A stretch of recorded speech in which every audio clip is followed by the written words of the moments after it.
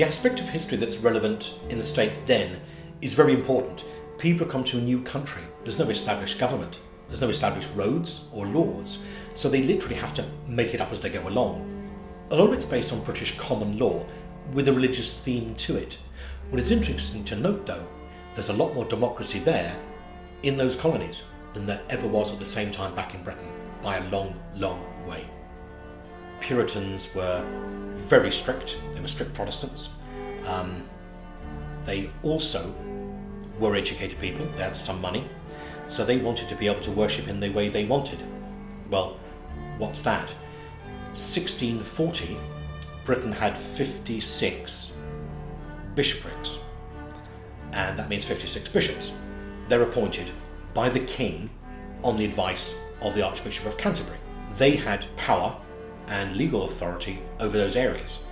So they would say, this is the Book of Common Prayer. That's the way it's done. You don't deviate. This caused major social problems. People's lives revolved around the church. The church was many things. It was insurance. It acted as a bank, your money. It acted as the arbitrator of local issues. So if the bishop said, that's the way it's done, that was the way it's done. There was no argument, there was no debate. In Britain in 1750, you wanted to become the Member of Parliament for Blackheath, you brought that position off the incumbent Member of Parliament. There's no election to vote you in. You went and brought it off him. 2 years later, there is an election, of which about 3% of the people could vote. Only male, only freeholders, and they were your mates. If they weren't, they were often lent on. So it's pretty poor. So there are many reasons why people left to go to the United States, and you could say democracy was one of them. In Massachusetts, 90% of the people owned the land. Most men were in some way freeholders. In Britain, it just wasn't going to happen. There isn't the ability to sell. You owned the land, you weren't selling it, you were renting it to somebody. The king, within reason, Charles I's, I think, view is, that's trouble, they're out the way, fine, they've gone. The problem they would have is, you're going to the middle of nowhere, there are no roads, there are no markets, there are no shops, there's no organised grazing land, you've got to start from scratch. That is hard work. Many will die, maybe not of disease.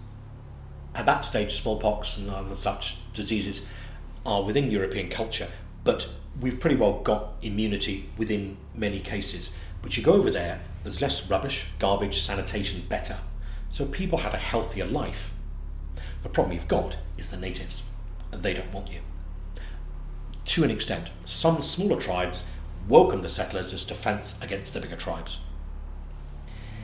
1642, it has got so bad in Britain, and the king has gone to Scotland with a Book of Common Prayer. That's what you're having.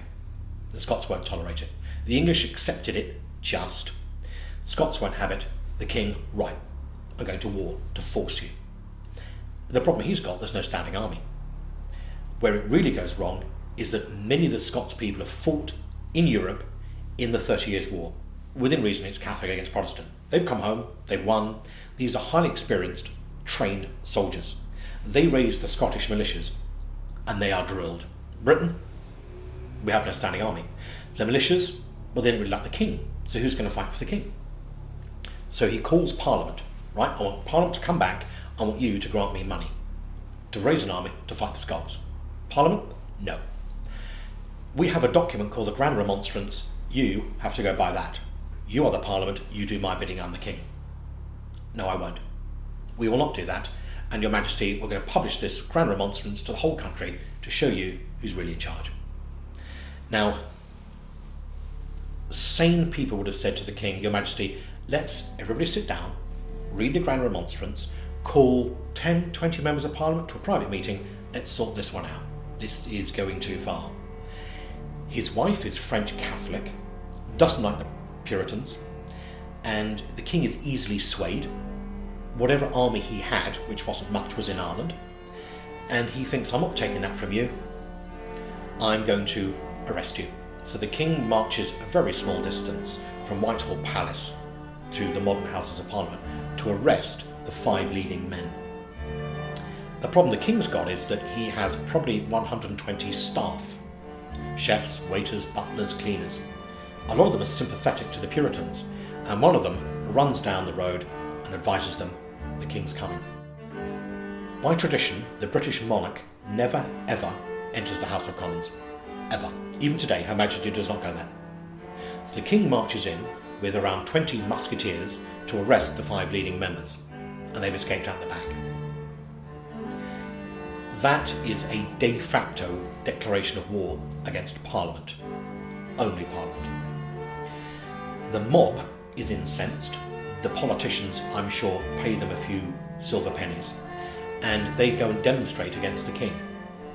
If the king had stayed in Whitehall Palace and tried to negotiate, it could potentially have turned out different.